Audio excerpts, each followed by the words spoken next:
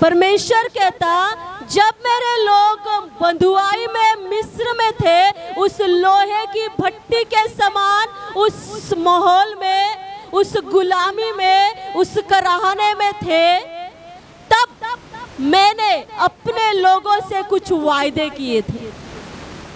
Hallelujah.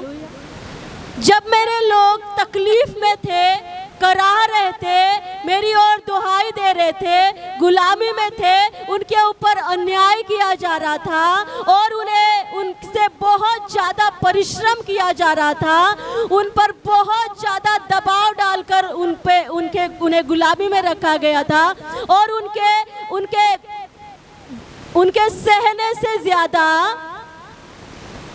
उनसे काम कराया जा रहा था, है ना। उन्हें बिना कुछ खाने को दिए गए उनसे हद से ज्यादा काम कराया जाता था। यिर्मयाह की पुस्तक 11 अध्याय वचन 1 लिखा, यहोवा का यह वचन यिर्मयाह के पास पहुंचा, इस वाचा के वचन सुनो। वाचा के वचन, वायदे के वचन, जो वायदे परमेश्वर अपने लोगों से करता है। हालेलुया।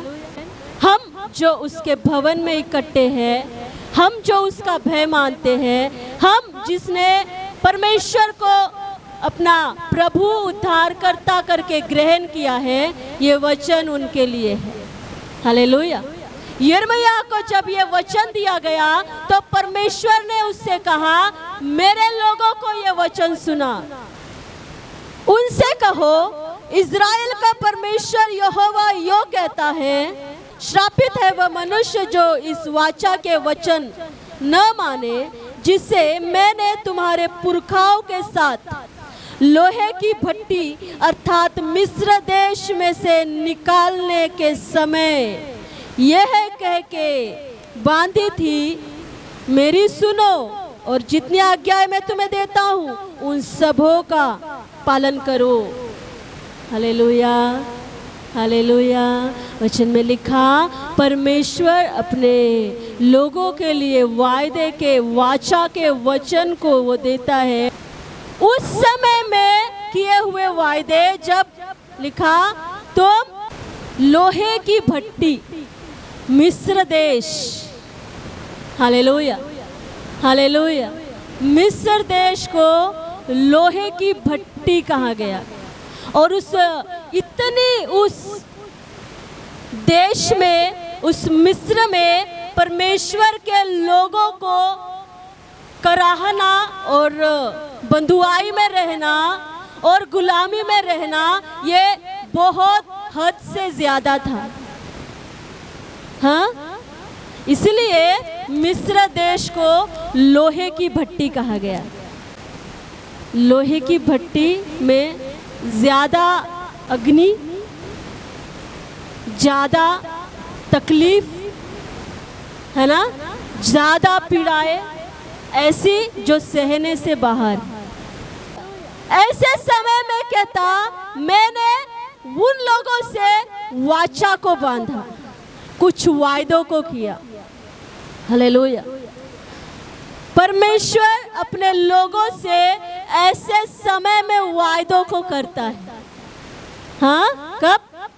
जब आप अच्छे हैं, खाते पीते हैं, हाँ, सब कुछ सही है, आपका फाइनेंस सही है, क्या तभी परमेश्वर वायदे करता है? नहीं, वो असली वायदे और रियल वायदे इस लोहे के भट्टी के समान के अनुभव में करता है। हालेलुया। जहाँ लिमिट से ज्यादा, सहने से बाहर आप तकलीफ में हो। समझ रहे हैं आप? परमेश्वर अपने लोगों से ऐसे समय में हाई लेवल के वायदों को करता है। लोग यहाँ थे मिस्र में, उस लोहे के उस भट्टी के समान उस गुलामी में थे, तब परमेश्वर ने अपने लोगों से कुछ वायदों को किया। क्या वायदों को किया? मैं तुमको इस लोहे की भट्टी में से निकालकर, इस मिस्र के इस देश में से निकालकर, इस गुलामी से, इस अत्याचार से, इस तकलीफों से निकालकर मैं तुझे उत्तम देश में लेकर जाऊंगा, जहां दूध और मधु की धाराएं बहती है। ऐसा देश जहां पर भूमि अति उपजाऊ है, जहां किसी बातों की, किसी चीज की घटी नहीं होगी। हालेलुया। ऐसे स्थान में मैं तुझे लेकर जाऊंगा। ये वायदा परमेश्वर कर रहा है, ये वाचा परमेश्वर अपने लोगों से बांध रहा है। कब? जब उसके लोग उस लोहे के भट्टी के अनुभव में से होकर जा रहे थे। Hallelujah, hallelujah. अगर आप पुराने नियम में पढ़ेंगे इस वचन को, लोगों की तकलीफें बहुत ज्यादा थी। उन्हें खाने को नहीं दिया जाता था, लेकिन उनसे काम बहुत ज्यादा करवाया जाता था, और अगर थोड़ी सी भी गलती हुई तो उन्हें मारा और पीटा जाता था। उनका कराहना बहुत ज्यादा था। कैदी तो भी जेल में रहते उन्हें टाइम टू टाइम खाना दिया जाता है ना, लेकिन इजराइली जो मिस्र में गुलामी में थे, उनकी सहन शक्ति से ज्यादा उनके ऊपर अत्याचार किया जा रहा था। हालेलुया। वे रोते और कराहते, और उस कराहने में, उस टूटे हुएपन में अपने परमेश्वर की दुहाई देते, परमेश्वर हमारे लिए किसी को तो भेज, प्रभु हमें इस भट्टी में से बाहर निकाल, कुछ कर। सिर्फ पुकारना नहीं था, उनका कराहना था। हालेलुया।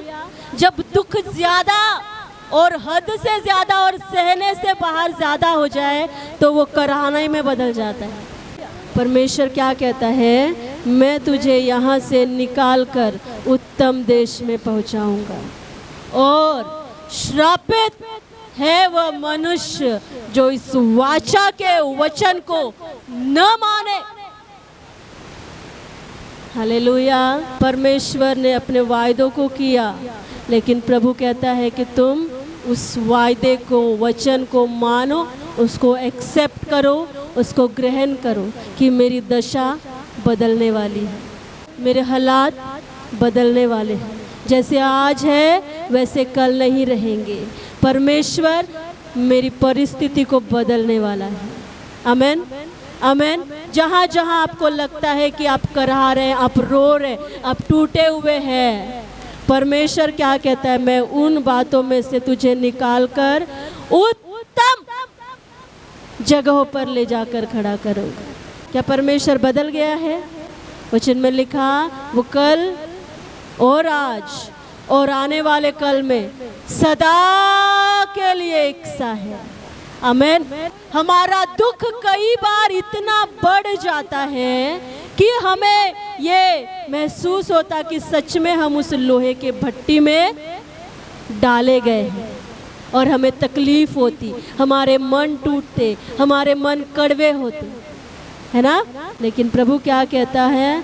श्रापित है वह मनुष्य जो इस वायदे के वचन को न माने। हाँ, कितने लोग मानते हैं? कितने लोग इन वायदों के वचनों को मानने के लिए तैयार हैं कि मेरी दशा बदलने वाली है, मेरी बीमारियां चंगी होने वाली है, मैं इस प्रॉब्लम से बाहर निकाला जाने वाला हूँ, मैं इस दुख से, इस कराहने से, इस तकलीफ से मैं बाहर निकाले जाने वाला हूँ। प्रभु कहता है मैं तुझे निकालूंगा और मैं तुझे उत्तम जगह पर लेकर जाऊंगा, जहाँ दूध और मधु की धाराएं बहती है। मतलब जहाँ सब कुछ उत्तम है, अच्छा है, बेहतर है, बहुमूल्य है। और जब यिर्मयाह को ये वचन मिला, जिस देश में दूध और मधु की धाराएं बहती है, उसे मैं तुमको दूंगा और उसे पूरी भी करूंगा, और देखो वह पूरी हुई है। यह सुनकर मैंने कहा, हे यहोवा, ऐसा ही हो। Hallelujah, hallelujah. बोलो, हे यहोवा, मेरे लिए ऐसा ही हो। हालेलुया। मैं गुलामी में से बाहर निकाले जाने वाला हूँ। मैं अपनी तकलीफों से बाहर निकाले जाने वाला हूँ। मैं गिरे हुए स्थानों से उठाया जाने वाला हूँ। मेरा परमेश्वर मेरी दशाओं को बदलने जा रहा है। आमीन। यिर्मयाह कहता है, हे यहोवा, जो तूने अपने लोगों के लिए किया, उनसे वाचा बांधी, ऐसा ही हो। आमीन। बोलो, मेरे लिए ऐसा ही हो। आमीन।